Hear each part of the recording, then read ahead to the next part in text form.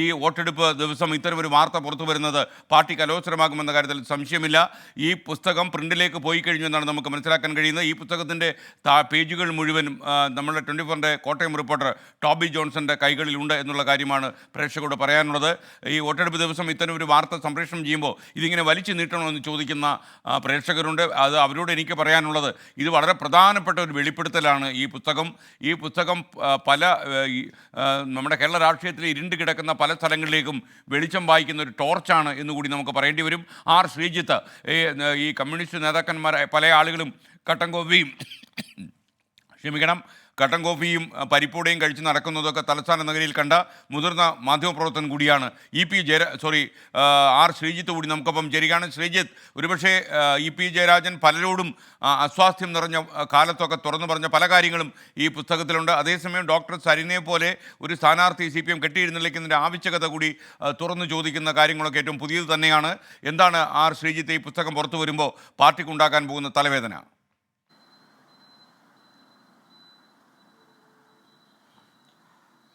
SKN, good morning.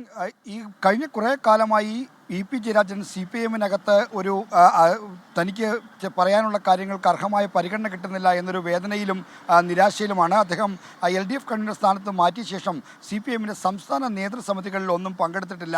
CPM-ൻ്റെ സംസ്ഥാന സെക്രട്ടേറിയറ്റാണ് EP ജയരാജനെ മാറ്റാനുള്ള LDF convener സ്ഥാനത്ത് മാറ്റാനുള്ള ചർച്ച നടത്തിയത്. ആ യോഗത്തിൽ നിന്ന് പോയ EP ജയരാജൻ തൊട്ടടുത്ത ദിവസം ഈ തീരുമാനം അംഗീകരിക്കുന്ന സംസ്ഥാന കമ്മിറ്റിയിൽ പോലും പങ്കെടുക്കാതെയാണ് കണ്ണൂരിലേക്ക് മടങ്ങിയത്. അതുകൊണ്ട് തന്നെ പിന്നീട് ഇങ്ങോട്ടുള്ള ഒരു കമ്മിറ്റിയിലും EP ജയരാജൻ പങ്കെടുത്തിട്ടില്ല. എന്നാൽ കഴിഞ്ഞ കേന്ദ്ര കമ്മിറ്റി യോഗത്തിൽ പങ്കെടുക്കാനായി അദ്ദേഹം ഡൽഹിയിൽ പോവുകയും ചെയ്തു. അപ്പോൾ കഴിഞ്ഞ കുറേ കാലമായി അദ്ദേഹത്തിനുള്ള അസംതൃപ്തിയാണ് ഈ പുസ്തകത്തിലൂടെ വെളിവാക്കപ്പെടുന്നത്. എന്നാൽ 20-ാം തീയതി പാലക്കാട് ഉപതെരഞ്ഞെടുപ്പിലെ വോട്ടെടുപ്പ് നടക്കുന്ന ഘട്ടത്തിൽ EP Jayarajan doctor P Sarin എന്ന LDF സ്ഥാനാർത്ഥിയെക്കുറിച്ച് പ്രകടിപ്പിച്ച അഭിപ്രായം പാലക്കാട് ഉപതെരഞ്ഞെടുപ്പിൽ പ്രതിപക്ഷ മുന്നണികൾ LDF-നെതിരെ CPM-നെതിരെ വലിയ തോതിൽ ചർച്ചാ വിഷയമാക്കുമെന്ന കാര്യം ഉറപ്പാണ്. അത് CPM-ന് വലിയ തോതിൽ തലവേദന സൃഷ്ടിക്കുകയും ചെയ്യും. ഇത് മാത്രമല്ല, ഈ പുസ്തകം ഉണ്ടാക്കുന്ന പ്രശ്നങ്ങൾ നേരത്തെ ഈ SKN സൂചിപ്പിച്ച പോലെ കേരള രാഷ്ട്രീയത്തിൽ ഇരുണ്ട് കിടക്കുന്ന പല വിഷയങ്ങളിലേക്കും വെളിച്ചം പായിക്കുന്ന ഒരു വെളിപ്പെടുത്തലായി ഈ പുസ്തകം മാറുകയാണ്. ഏറ്റവും പ്രധാനപ്പെട്ട കാര്യം ദേശാഭിമാനി ബോണ്ട് വിവാദമാണ്. ദേശാഭിമാനി പത്രത്തിനു വേണ്ടി ലോട്ടറി രാജാവ് സാന്റിയാഗോ മാർട്ടിൽ നിന്ന് ബോണ്ട് വാങ്ങിയെന്നത് വലിയ തോതിൽ ആക്ഷേപത്തിന് വിമർശനങ്ങൾക്കും വിധേയമായിരുന്നു. അന്ന് ഈ ലോട്ടറി മാഫിയക്കെതിരെ പ്രതിപക്ഷ നേതാവ് VS അച്യുതാനന്ദൻ ശക്തമായ പോരാട്ടം നടത്തി നിൽക്കുന്ന ഘട്ടത്തിലാണ് ഈ ബോണ്ട് വിവാദം വന്നത്. ആ ബോണ്ട് വിവാദത്തിൻ്റെ പിന്നിൽ പാർട്ടിയിലെ വിഭാഗീയതയാണെന്ന് അന്ന് തന്നെ EP ജയരാജൻ പല സ്ഥലങ്ങളിലും അനൗദ്യോഗികമായി പറഞ്ഞെങ്കിലും ഇപ്പോൾ തുറന്നു പറയുന്നു അത് VS അച്യുതാനന്ദൻ അടക്കമുള്ള ആളുകൾ ഉപയോഗപ്പെടുത്തിയെന്നാണ്.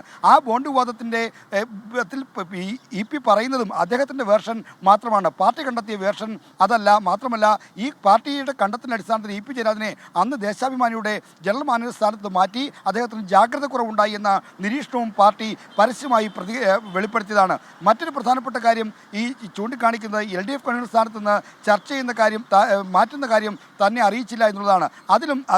അതും EP ജയരാജൻ്റെ വളരെ വ്യക്തിഗതമായ വീക്ഷണങ്ങൾ മാത്രമാണ് ഈ പുസ്തകത്തിൽ വന്നിട്ടുള്ളത്. പാർട്ടിക്ക് മറ്റൊരു വേർഷനുണ്ട്. അതായത് ഇത്തരം കൂടിക്കാഴ്ചയും 5 മണ്ഡലങ്ങളിലെ BJP സ്ഥാനാർത്ഥികൾ മികച്ചവരാണ് എന്ന EP-യുടെ പ്രതികരണം ദോഷകരമാണ് എന്നും CPM സംസ്ഥാന സെക്രട്ടേറിയറ്റും സംസ്ഥാന സമിതിയും വിലയിരുത്തിയാണ് EP-യെ കൺവീനർ സ്ഥാനത്ത് മാറ്റി TP രാമകൃഷ്ണനെ ആ പദവിയിലേക്ക് കൊണ്ടുവന്നത്. അപ്പോൾ പാർട്ടി എടുത്ത നിലപാടിൽ നിന്ന്, പാർട്ടി എത്തിച്ചേർന്ന വീക്ഷണങ്ങളിൽ നിന്ന് വ്യത്യസ്തമായ ഒരു ശബ്ദം EP പുറപ്പെടുവിക്കുമ്പോൾ EP-യുടെ പടപ്പുറപ്പാട് എന്തിനാണെന്ന ചോദ്യമാണ് ഉയരുന്നത്. പ്രത്യേകിച്ചും ഇലക്ഷൻ കാലത്ത് സ്ഥാനാർത്ഥിയെ കൂടി പഴിച്ചുകൊണ്ടുള്ള ഒരു പുസ്തകം പുറത്തു വരുമ്പോൾ അത് EP-ക്കും പാർട്ടിക്കകത്ത് വലിയ തോതിൽ ദോഷം ചെയ്യും. എന്നാൽ EP കഴിഞ്ഞ കുറേ കാലമായി പാർട്ടിയുടെ നേതൃസമിതികൾ പങ്കെടുക്കാതെ മാറി നിൽക്കുന്നു. എന്നാൽ കേന്ദ്ര കമ്മിറ്റി യോഗത്തിൽ പങ്കെടുക്കുന്നു. അപ്പോൾ അദ്ദേഹത്തിൻ്റെ അമർഷം, നീരസം, എതിർപ്പ് സംസ്ഥാന നേതൃത്വത്തോടാണ് എന്ന കാര്യമാണ് വ്യക്തമാകുന്നത്. ഇതാണ് വിവരങ്ങൾ നൽകിയത്. EP ജയരാജൻ്റെ ആത്മകഥ കട്ടൻ കാപ്പിയും കട്ടൻ ചായയും പരിപ്പുവടയും ഒരു കമ്മ്യൂണിസ്റ്റിൻ്റെ ജീവിതം എന്ന ആത്മകഥ പുസ്തകം DC ബുക്സിലൂടെ പുറത്തു വരാൻ പോകുന്നു. ഈ പുസ്തകം ഒരുപക്ഷെ ഒരു കമ്മ്യൂണിസ്റ്റുകാരൻ്റെ വഴിയിൽ കാരമുള്ളുകൾ നിറഞ്ഞ എന്തെല്ലാം അനുഭവങ്ങൾ ഉണ്ടായിരുന്നു എന്ന് ലോകത്തോട് വിളിച്ചു പറയുന്ന കാര്യം. ഇന്ന് ഈ വോട്ടെടുപ്പ് ദിവസം വയനാടും ചേലക്കരയും വിധി എഴുതുന്ന ദിവസം തന്നെ ഈ പുസ്തകത്തിൻ്റെ പേജുകൾ പുറത്തു വന്നിരിക്കുന്നു. ഒരുപക്ഷെ മാധ്യമങ്ങളിൽ വലിയ ശ്രദ്ധ നേടാൻ പോകുന്ന ഒരു വാർത്തയാണ് 24 പുറത്തുവിട്ടത്. 24ൻ്റെ ഈ വാർത്ത അത് ബ്രേക്ക് ചെയ്യുമ്പോൾ പി ജയരാജൻ ഇതിനോട് പ്രതികരിച്ചിരുന്നു. ഇത് വലിയൊരു ഗൂഢാലോചനയാണ് എന്നാണ് അദ്ദേഹം പറയുന്നത്. എന്നാൽ ഈ പുസ്തകത്തിൻ്റെ ഉള്ളടക്കത്തിൽ പറയുന്ന പല കാര്യങ്ങളും അദ്ദേഹം തുറന്നു പറഞ്ഞതാണ്, അദ്ദേഹം ഏറ്റുപറയുന്നതാണ്. മാത്രമല്ല അദ്ദേഹം പൂർണ്ണ മനസ്സോടെ എഴുതിയിട്ടുള്ള കാര്യങ്ങൾ തന്നെയാണെന്ന് പുറത്തു വന്നിരിക്കുന്നത്. ഒരുപക്ഷെ വരുന്ന ദിവസങ്ങളിൽ കേരള രാഷ്ട്രീയത്തിൽ പല നേതാക്കന്മാരും മറുപടി പറയേണ്ട നിരവധി സംഭവങ്ങൾ ഈ പുസ്തകത്തിലുണ്ട് എന്നതാണ് ഏറ്റവും പ്രധാനപ്പെട്ട കാര്യം. BJP നേതാവ് പ്രകാശ് ജാവദേക്കറെ പല നേതാക്കന്മാരും കഴിഞ്ഞ തെരഞ്ഞെടുപ്പ് കാലത്തിന് മുമ്പും പിമ്പും അല്ലെങ്കിൽ അതിന് വളരെ മുമ്പും കണ്ടിരുന്നു എന്നുള്ള കാര്യം അടിവരയിട്ട് പി ജയരാജൻ പറഞ്ഞു. എന്നാൽ അദ്ദേഹം കണ്ട കാര്യം കൂടി മാത്രമാണ് കേരളത്തിൽ വിവാദമായത്. ഡോക്ടർ സരിനെ, അതായത് കോൺഗ്രസിൽ നിന്ന് ചാടി LDFിലേക്ക് വന്ന ആളെ എത്ര അടുത്ത നിമിഷം പാലക്കാട് സ്ഥാനാർത്ഥിയായതുമൊക്കെ തന്നെ അദ്ദേഹം വലിയ വിമർശന വിധേയമാക്കുന്നു. ഇതൊക്കെ തന്നെ തലവേദനകളും പൊല്ലാപ്പുകളുമാണ് പാർട്ടിക്ക്. പലപ്പോഴും ഇത്തരം സ്ഥാനാർത്ഥികൾ പാർട്ടിക്ക് അപകടമായിട്ടുണ്ട് എന്നുകൂടി ഓർമ്മപ്പെടുന്നു. അതിലും ഏറ്റവും പ്രധാനപ്പെട്ട കാര്യം, പിണറായി വിജയൻ, ഒന്നാം പിണറായി സർക്കാരിനോട് വലിയ ആദരവ് ജനങ്ങൾക്കുണ്ടായി, ജനങ്ങൾക്ക് സന്തോഷമുണ്ടായിരുന്നു. അത് മാത്രമല്ല ഈ സർക്കാർ ജനോപകാരപ്രദമായി പ്രവർത്തിച്ചു. എന്നാൽ രണ്ടാമത്തെ പിണറായി സർക്കാർ വളരെ ദുർബലമാണെന്നും ആദരവ് എല്ലാം നഷ്ടപ്പെട്ടു പോയെന്നും അദ്ദേഹം പറയുന്നു. അപ്പം അദ്ദേഹം വരികൾക്കിടയിലൂടെ പറയുന്നതും പറയാതെ പറയുന്നതുമൊക്കെ കേരള രാഷ്ട്രീയത്തിൽ കിടന്ന് പൊട്ടിത്തെറിക്കും എന്ന കാര്യത്തിൽ ഇനി സംശയമില്ല. ദീപക് തർമ്മട വീണ്ടും നമുക്കൊപ്പം ചേരുകയാണ്. തെരഞ്ഞെടുപ്പ് ദിവസം തെറ്റായ പ്രചാരണം നടക്കുന്നു എന്ന് പി പറയുമ്പോഴും പിയുടെ പുസ്തകത്തിലെ ഉള്ളടക്കം കേരള രാഷ്ട്രീയത്തിലെ ഇരുട്ട് നിറഞ്ഞ പല വഴികളിലും വെളിച്ചം വീഴ്ത്തുന്നതാണ് എന്നത് മറ്റൊരു കാര്യം. ദീപക് തർമ്മടം, യഥാർത്ഥത്തിൽ ഒരുപക്ഷെ ഇത്രയും കാലത്തെ അനുഭവ സമ്പത്തുള്ള ഒരു കമ്മ്യൂണിസ്റ്റ് എന്ന നിലയിൽ പി ജയരാജൻ മനസ്സ് തുറക്കുമ്പോൾ അത് ഒരുപാട് ആളുകൾക്ക് വേദനയാകുമെന്ന കാര്യത്തിൽ സംശയമില്ല. പറയൂ.